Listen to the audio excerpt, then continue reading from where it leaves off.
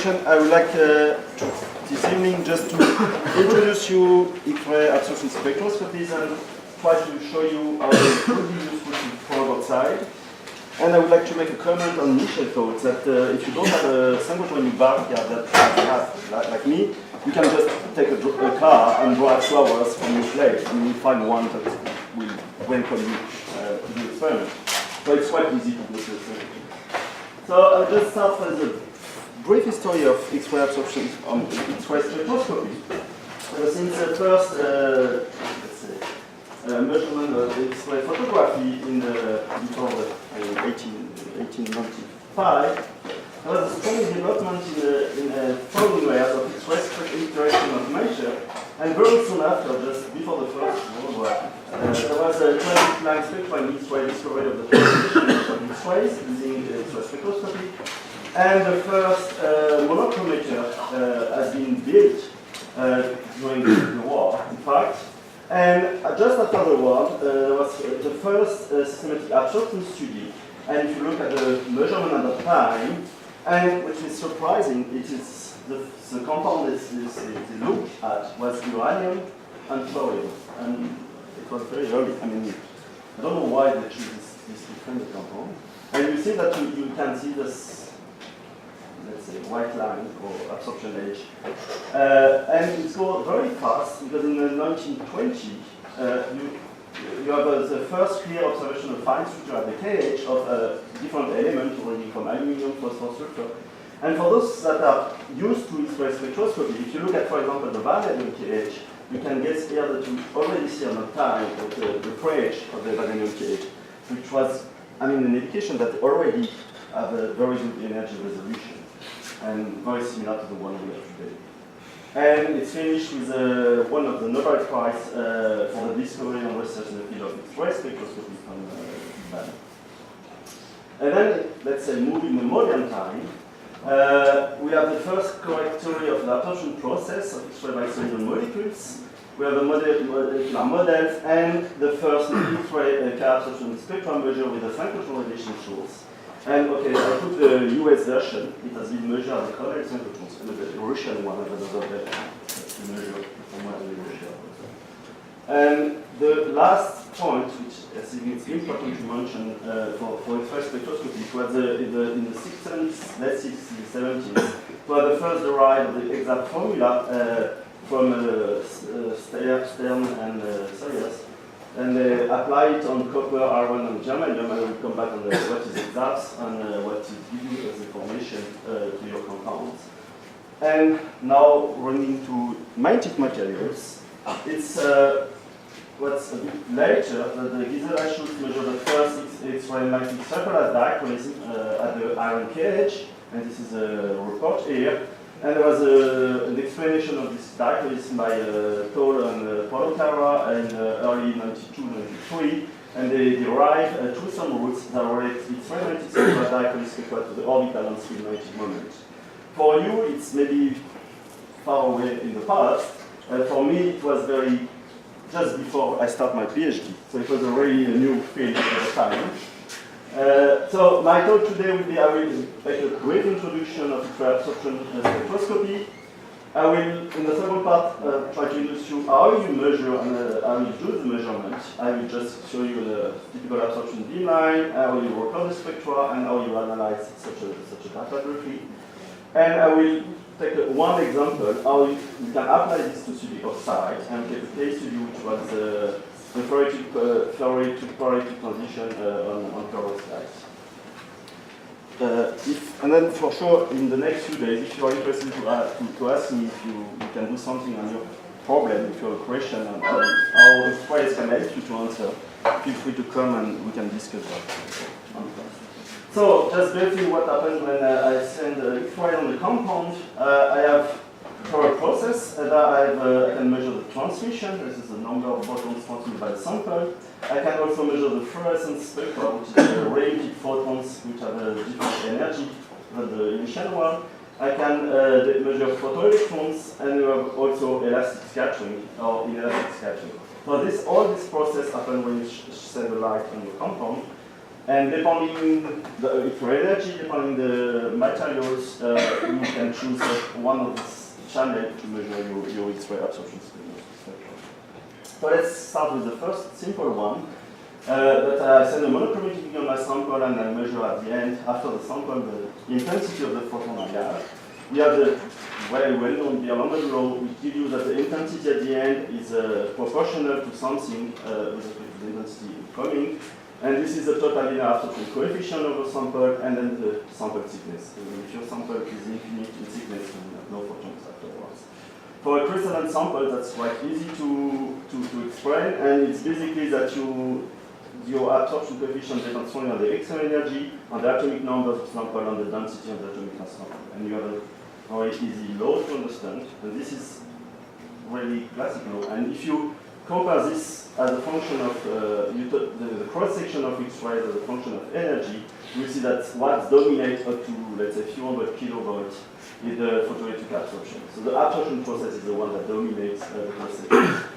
And then you can see you have the tensor scattering, you have the quantum, and the quantum start to be the most important, that's very high energy. So what we do when we do X-ray absorption spectroscopy, we just send a light on your, let's say, photons, and these photons, if the photon energy corresponds to the energy difference between two atomic levels, what happens when I scan the photon energy is just that I start and then I see an edge jump because I cross the edge, and then when I reach this particular level, I have what we call in X-ray absorption spectroscopy the white line. So I have increase very precise, very localized in energy increase of this absorption, and the width of in energy corresponds to the width of your band. And you can do this on the L3 edge, a 2 and 2 edge is for gold, so it means that the 5D band for 5D, 3 half, and 1 half level. And then when you absorb a photon, so let's say that I set an energy that very precisely corresponds to the difference between the core level and the, let's say, atomic level, I mean the Fermi level, or level 3 level, for example, here. What happens then? Then we have a Day's excitation. I mean, that's the conservation law. And then what's typical Day's excitation here is that I take these electrons to go back here. And then I have something that happens. Either I have an Auger electron that escapes to conserve the energy, or I have an X-ray that escapes from the fluorescence. This process is dominant in what we call in the short X-ray range. So below 1 kilo-electron volt, what the dominant process is the Auger electron that is emitted.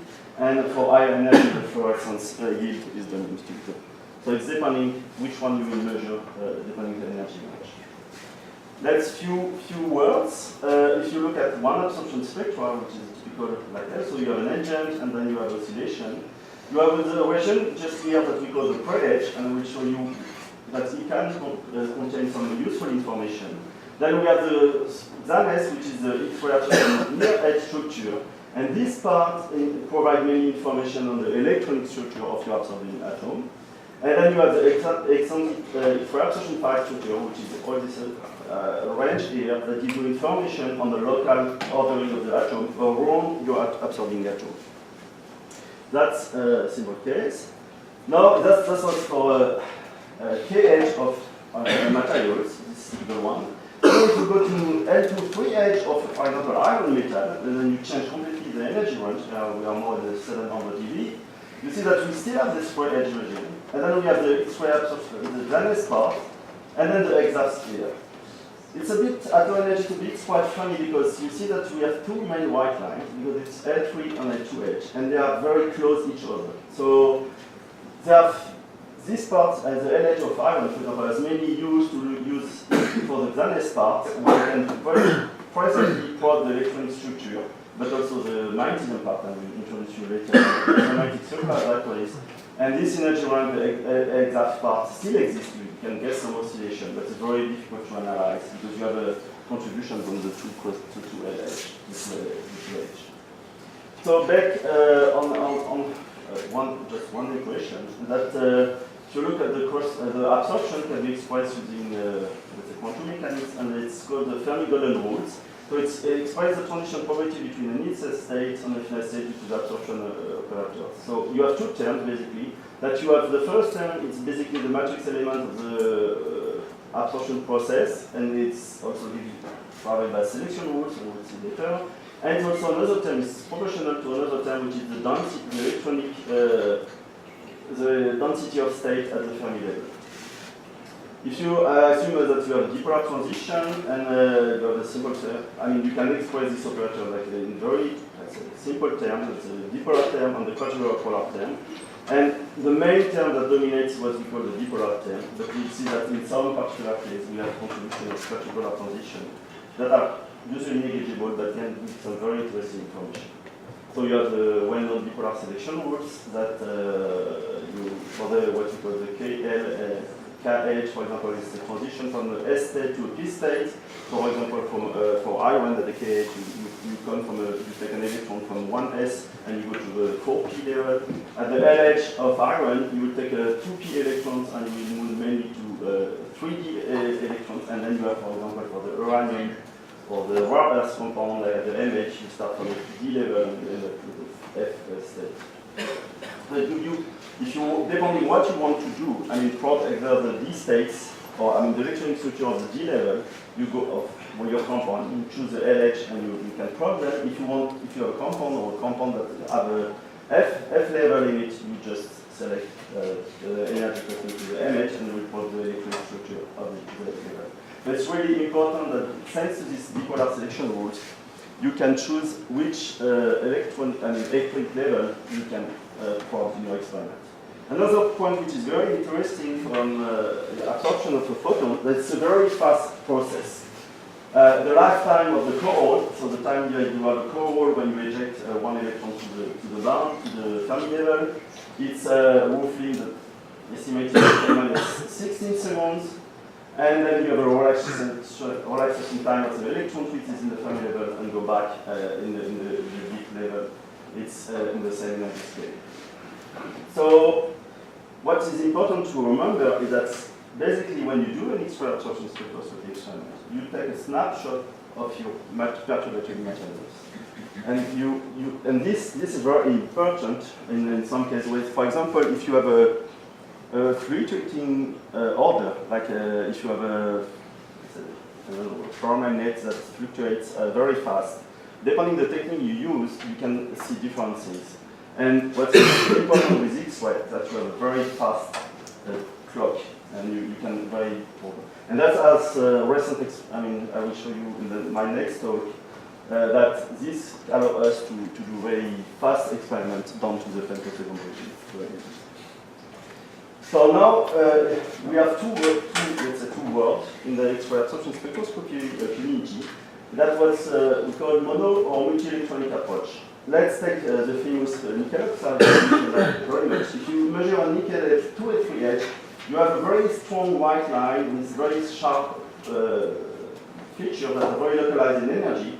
And it's basically that you have an oxide, you have a very localized D band at D level, and then you see that you have a multiplex. You can see the multiplex, and then you can see all the sub-D level.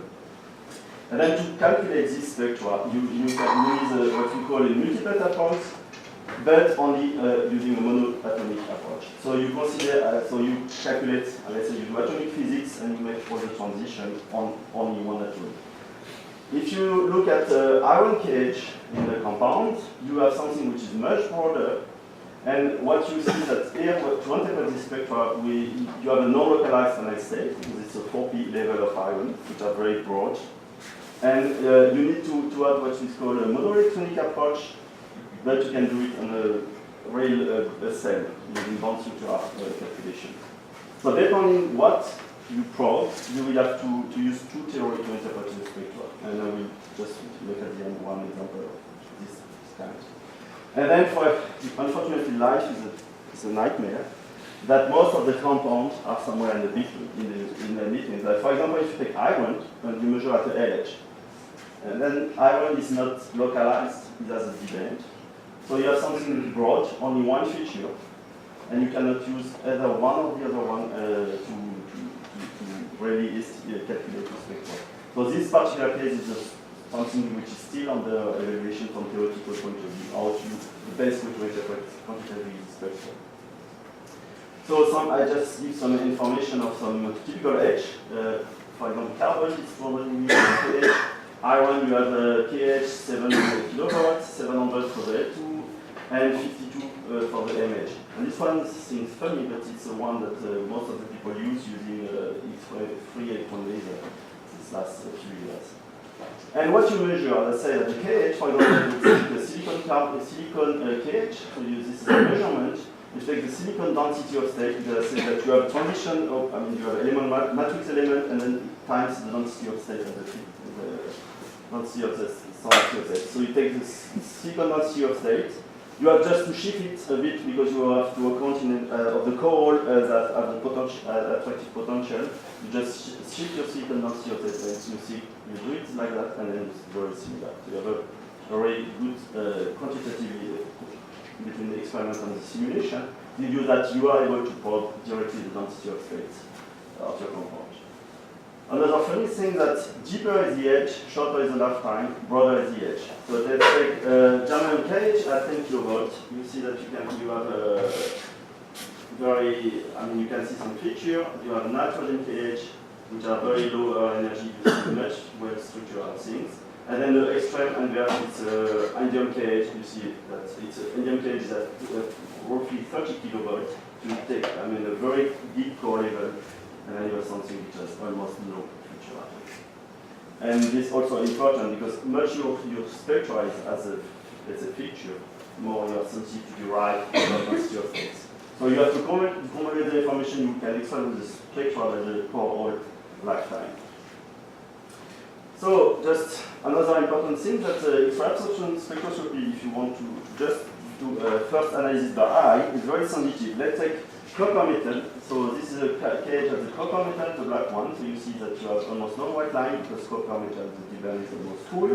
And then you have the exact part. And if you take an oxide, that you have a bit more hole in the copper divan, you see that you have a white line here and then oxide. So this typically for people that use of X-ray spectroscopy, that this clearly your signature of a metal, this clearly your signature of an oxide. If you go to the LH, it's the same. Let's say iron metal, you have the L3 band, L3H, L2H. And if you take, for example, an iron atomic, if you take one atom at the surface of something, it was copper, then you see that you have an edge which has three components, three multiplet things which are related to the fact that you have atomic iron, so you have degenerate level of 3D level of iron.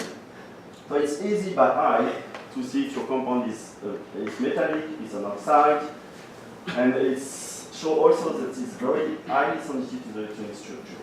It's because the difference is very, very big. Another thing that you also depend strongly on the oxidation state of the compound. Let's say here's a sulfur KH in a few molecules, and you see that the sulfur KH shifts by more than, here it's my 5 dB by changing the oxidation states. So another point of view is that if you want to measure your oxidation state of your atom, that's X-ray absorption spectroscopy, it is a direct probe. You just take a few reference spectra and you measure your compound, you know what is the absorption, the oxidation state. And that there is no theory behind, it's just a comparison. There is a last important point, is the dependence of the light polarization. So dichroism, what is called dichroism, is a change in color, which is evident in the mineral is rotated under plane polarized light. So this is a typical, let's say, invisible range. So it's mainly due to absorption of particular wavelengths of light, the transmitted light appear colors. This really depends on the thickness and is applied on the crystallography nature of the mineral. In the X-ray range, it's exactly the same. That's the big advantage of X-rays. Everything can be applied in optics, not in X-rays. But here, for example, this is the X-ray coefficient absorption spectra of routine. Depending if you put the linear polarization of X-rays parallel or perpendicular to the z-axis of the routine phase. And you see that you have a strong difference in the X-ray absorption coefficient.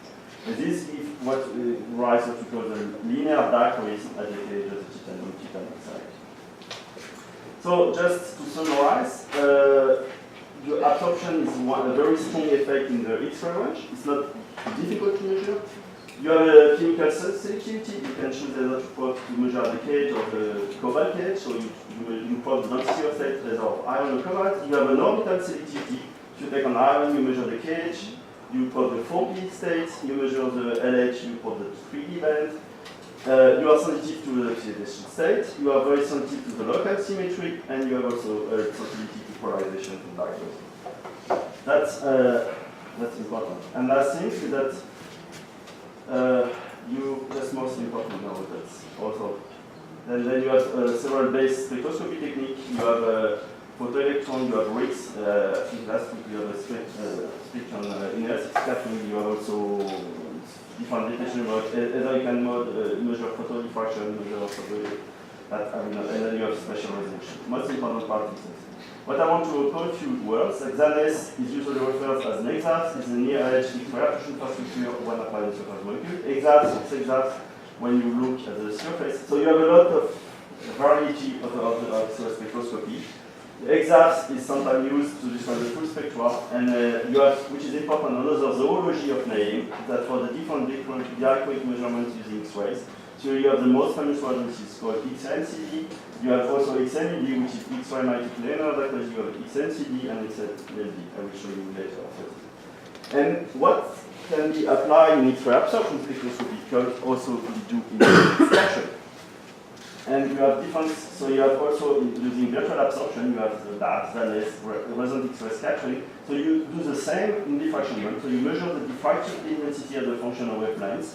So here it's absorption edge, and you do at the 4-2-0 reflection of this compound, and you see that you also a strong dependence on diffraction intensity as a function of wavelengths.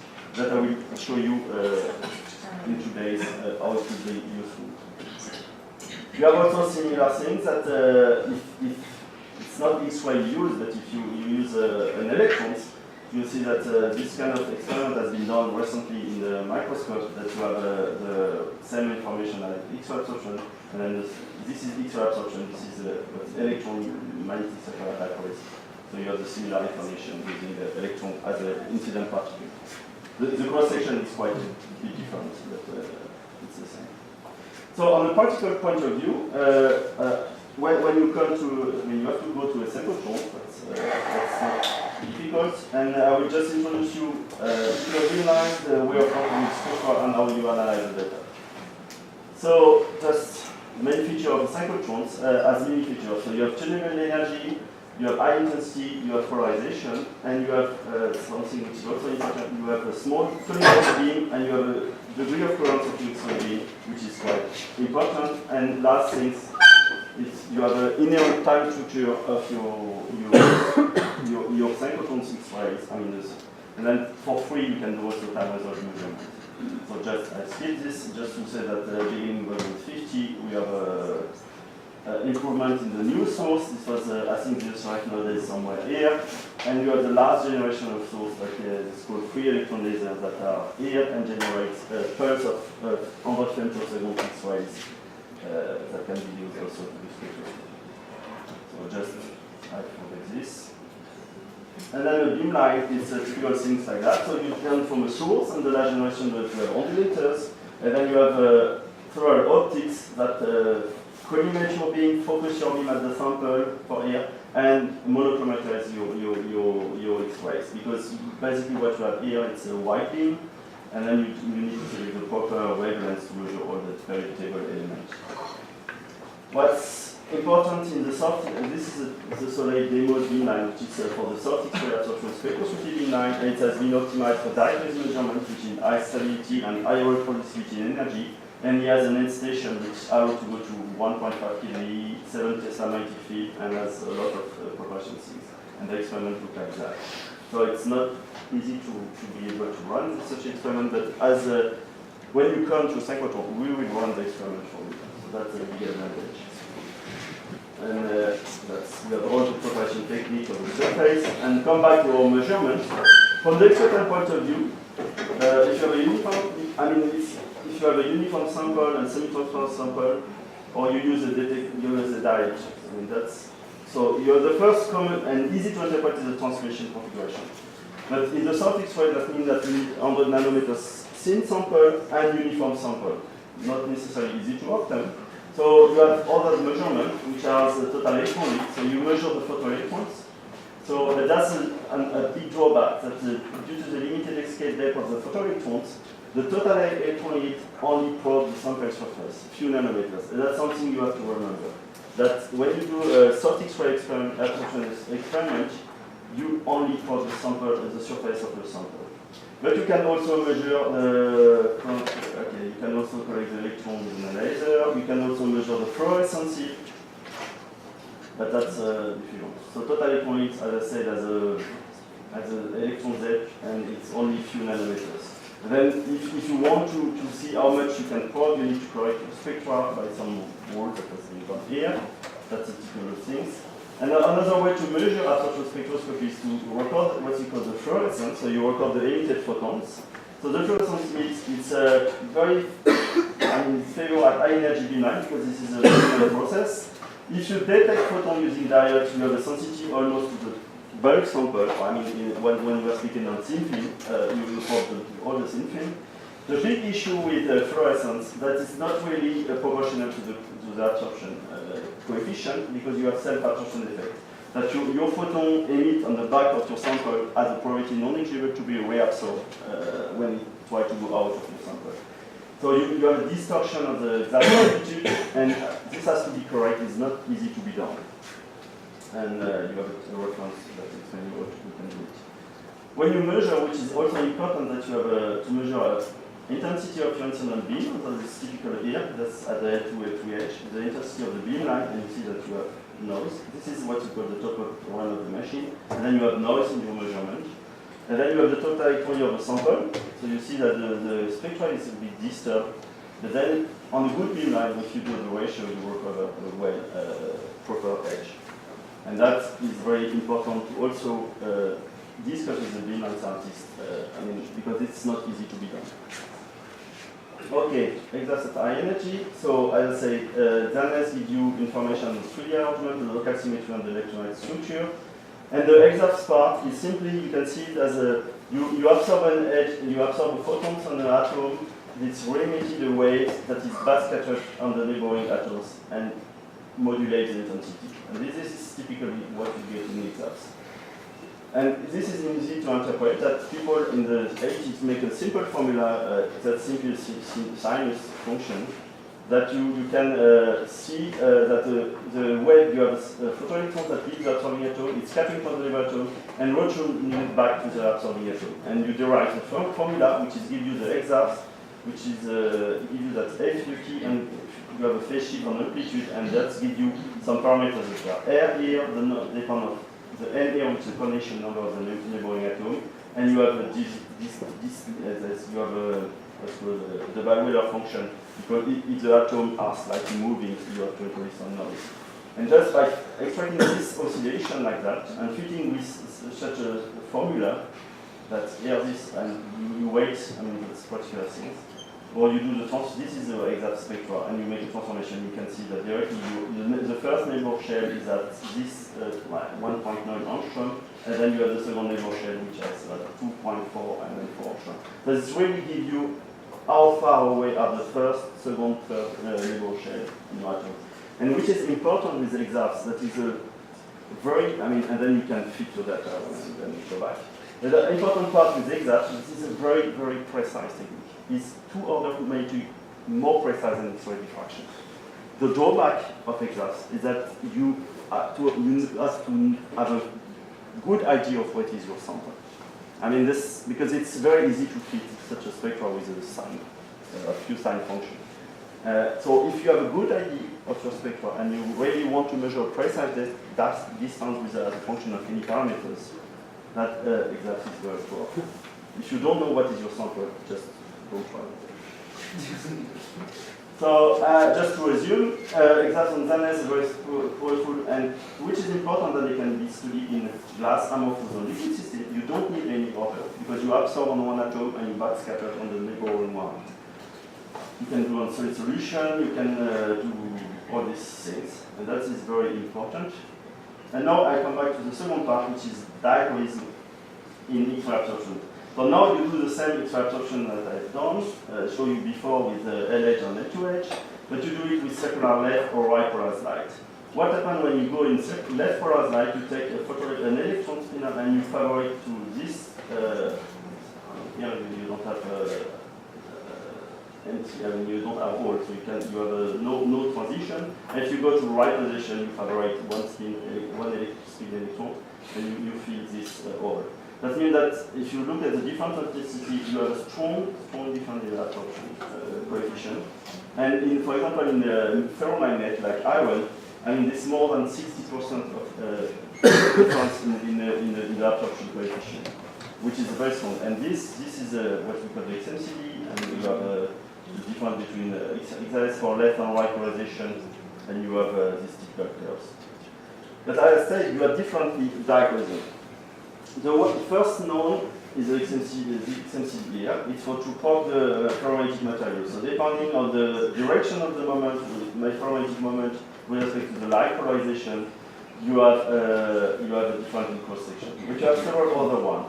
You have the XMLG, if you click on 91, which is inframagnetic linear dichroism, and then you have also a difference in the absorption cross section if you put the electric field of the light parallel or perpendicular to the antiferromagnetic axis. So this is typically an LH for this antiferromagnetic compound. And you have two other ones which are not linked to magnetism, but are linked to the structural order of the compound. For example, for a natural linear dichroism, if you have molecules that have a preferential direction, let's say a chain of carbon atoms, and then you make this chain parallel or perpendicular to the electric field of the X-rays, you have a strong dependence of the cross-section of at the carbon cage, for example. And then you have the last one, which is called X-ray natural circular dichroism. That if you have a chiral materials and you put the chiral axis or the chiral direction, the chiral rotation parallel or anti-parallel to the circular polarization of the X-rays, you also have a dichroism that gives you, let's say, the sign of the enantiomer of your compound. And this is fantastic because this is only absorption, but you have all the other techniques like PIM, so you have XMCD, PIM, XMLG, PIM. On paper, you should probe this using photoemission spectroscopy, but you have also the same in diffraction. That will give you the same information with the spatial resolution. So I will focus on this one and how you can use it. So this is the famous some rules that have been derived in the 90s.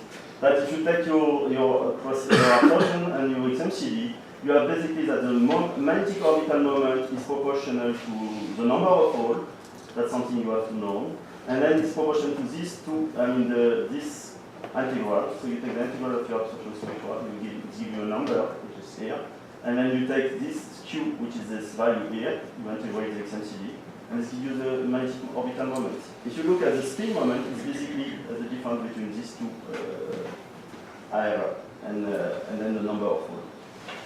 So that's very powerful because in one technique and with 3 integrals, you can measure on your compound the spin and orbital moment, assuming that you know the number of holes in the BBN and that there is a correction term that is most of the case negligible. So people, I need to forget on that. In most of the paper, the people, in fact, doesn't give the spin moment, they give the effective spin moment, or they neglect this compound. So most of the people use, XMC nowadays is routine techniques, but you have to forget that you have some approximation behind. So the symbols are obtained with some assumption that they are derived from purely atomic calculation.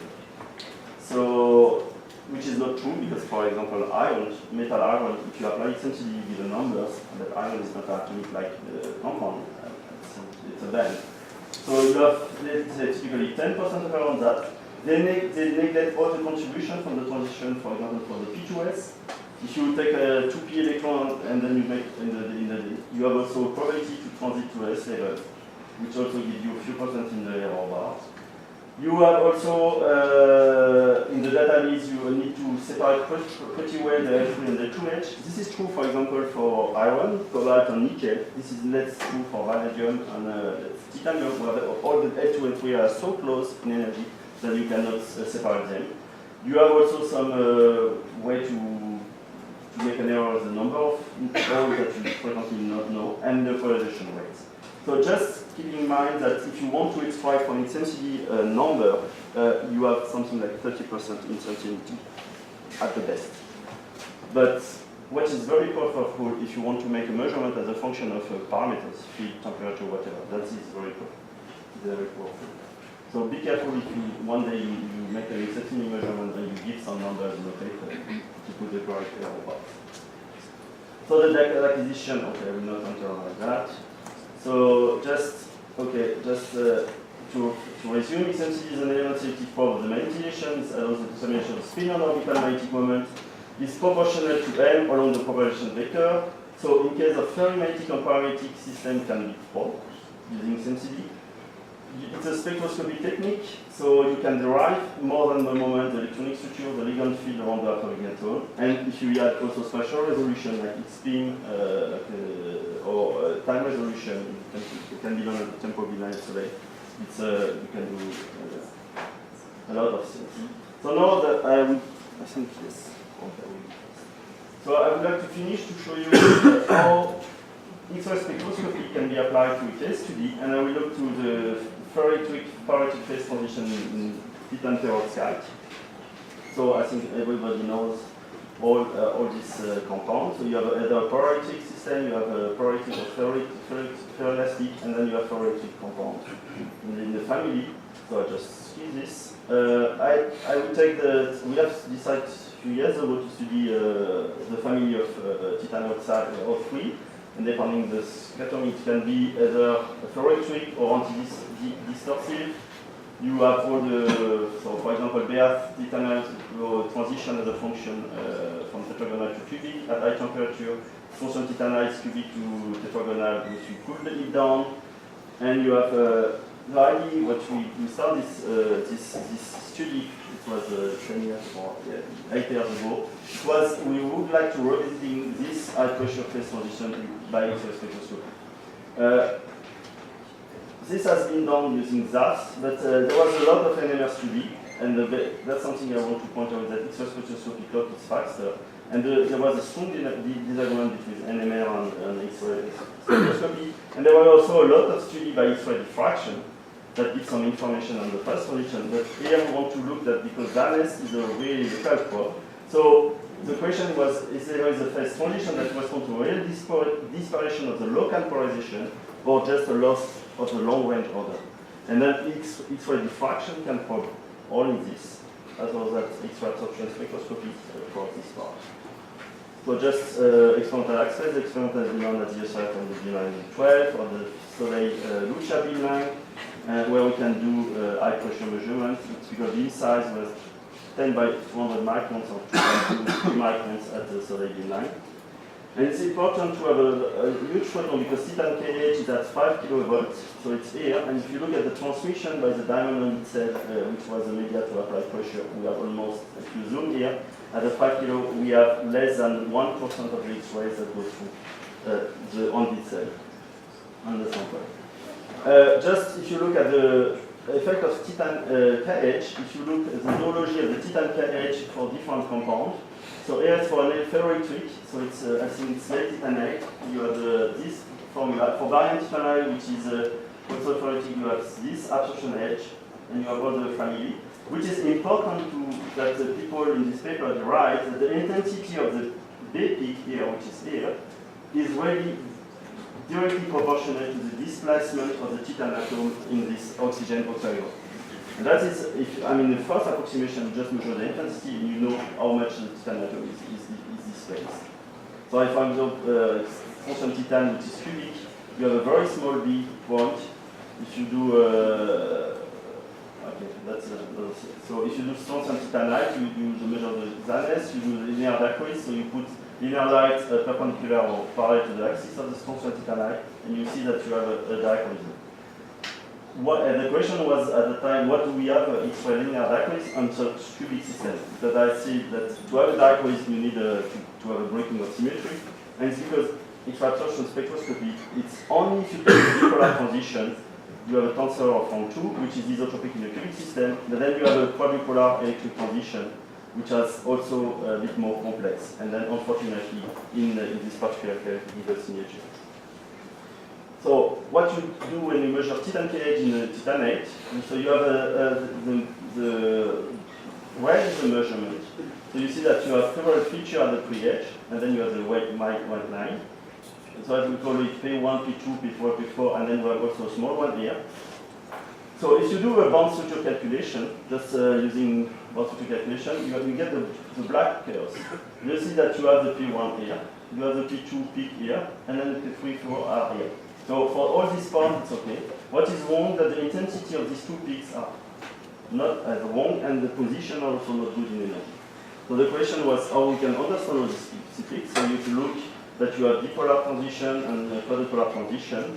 So you can understand from where comes this P1 and P2 contribution in the spectrum, and there information that they are mainly related to the 3D band of the titan. You can improve you can improve your simulation taking up on the core hole, and that is no core hole simulation with the core hole simulation that gives you information. I just want to show you this, that to convince you that if you want to go deeper into absorption spectroscopy, that starts to be very complex, but that gives you a lot of information. So I will see now that in the case of lead titanate, using a large generation of software, we can use really and reproduce the spectra. Or just forget that.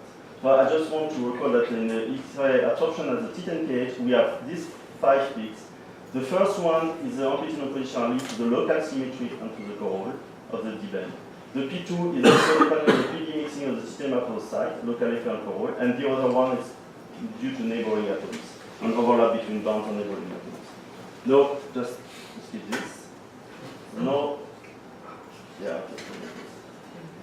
So I will take the experiment we have done on the lead titanate, which is a prototype, because it's much easier than the other compound, because you have a displacement of the titan atom along only the 001, so it's very easy to modelize.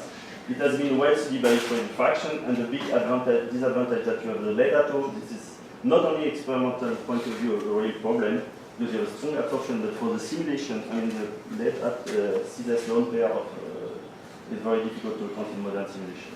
So if you look at the lead titanate as a function of pressure, you can see by X-ray diffraction that you have the 2 lattice parameters that merge, and then you have they merge around, let's say, 10 GPa, and then start to follow to compress. And then the people claim that after 12 GPa, the system starts to be cubic and parallatic. And if you look at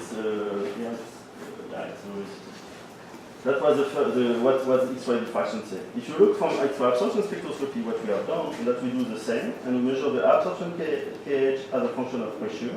And you see that, as expected, this peak decrease. It means that we are going towards parallatic, to kill the parallatic moment. But you see that after 10 GPa, you still have a peak here, which gives you, and if you extract, when you fit the background, when you extract the intensity of this peak as a function of pressure, you can see that we follow the law, but we still have a contribution here that gives you that you are still a local, you have a local dipolar moment on each lattice. We have done even better. You can do proper simulation. So this is only simulation. So I just take some displacement of the titan and lead atom in the cell, and let's make the calculation. And you can see that I can reproduce all the features. So this is typically what I do as a function of parameters. And then if I compare to the base model, or let's say I have phantom models, and then to compare at what happened at the higher pressure we have measured, this is the measurement I think here on the pressure and the simulation. I find that we have a displacement of 0.09 angstrom for the titan with respect to the oxygen atoms, which means that, and it's quite small, but it's here, from here to here, I move 5 10 minus 2 angstrom, and then the simulation changes the color. Which means that after the so-called cubic phase transition, the titan is still off-centered, and he has still a local dipolar moment, which, and then if you compare the whole experimental data and the simulation, you have a strong high moment.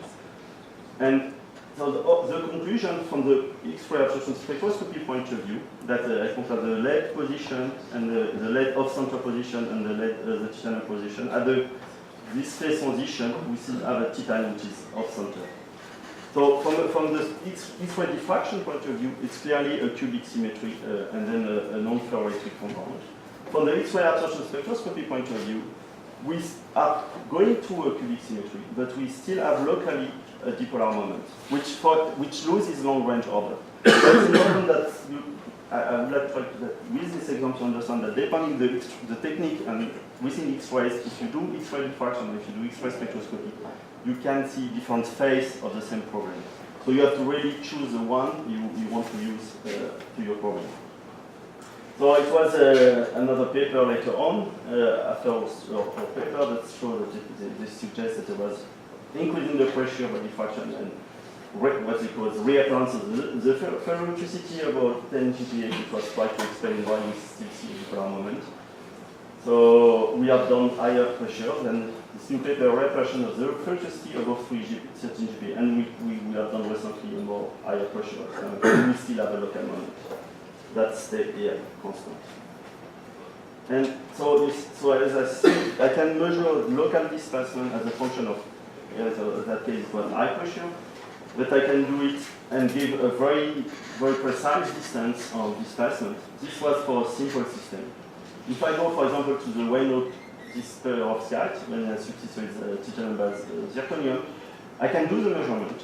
But then to analyze and give a number, that's too hard. Because to simulate this X-ray absorption spectroscopy, I need to make a very large supercell and then make bound structure calculation that is take for ages, and it's not reasonable to do it. So that's the limit of the X-ray absorption spectroscopy. It's like for the exact, if you know your compound and your compound is rather simple, you can get very precise information. If your compound is too complex, then it's almost impossible to derive and to extract any useful information. So that's, I'm going to just stress the advantage and disadvantage.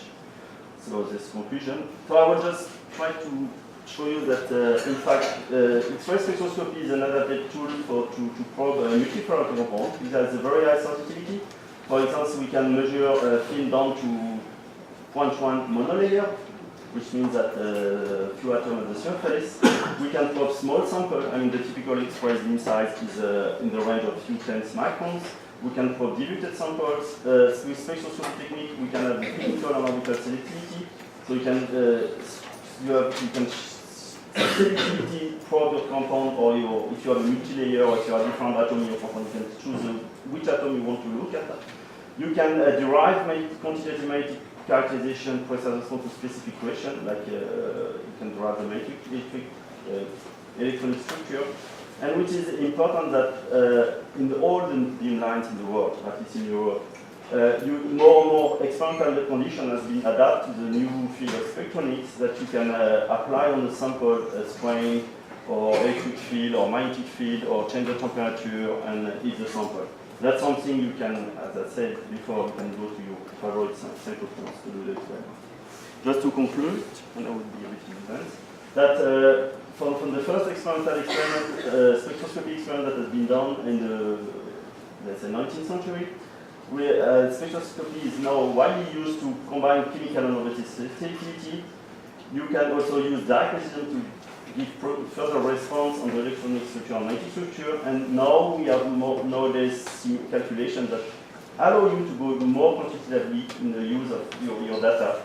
But as I said, it's not easy, and it's not for every system. And which is why now the glass spectra are very oversubscribed. So you have seen the typical at the X-ray spectroscopy beam line, you have a ratio of asked for beam time and accepted beam time 3/1, something like that. And which is also something I would like to point out, I will show you last time, that with the new photon laser center flexibility, the limit of this approach can be done to study the matter down to the femtosecond time scale. And I will show you how nowadays we have done recently study the magnetic domain structure and the speed and the demagnetization coefficient, the speed of the demagnetization process using X-rays to few tenths femtoseconds. that's what will be for the next talk. And I thank you for your attention.